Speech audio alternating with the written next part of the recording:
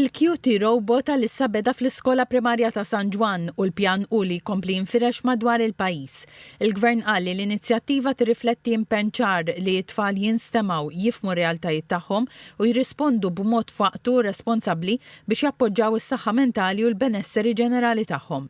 Tħabbar ukoll li għaddej studju nazzjonali bil-għan li jifhem aħjar l-sfidi ta' saħħa mentali li jiffaċċaw it-tfal.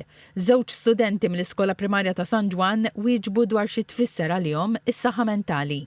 Meta tkun ferħan, meta tikbi,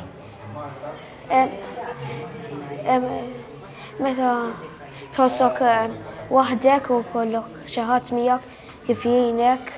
Affarijiet li jtuna gost, pereżempju jekk mhux qed inħossni tajba għandi l-annimali d-dar u nista' nilgħab magħhom.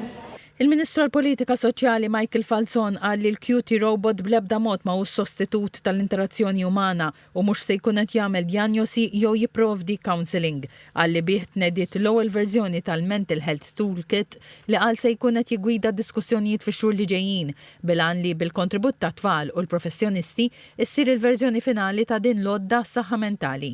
Il-Ministru għall-Edukazzjoni Clifton Grima qal li s-saħħa mentali ta' tfal hi pedament kruċjali għall-iżvilupp tagħhom u għalhekk qal li l-Gvern irid ikompli jinvesti f'ambjenti edukattivi li jrawmu l-benesseri, l-empatija u r-reżiljenza.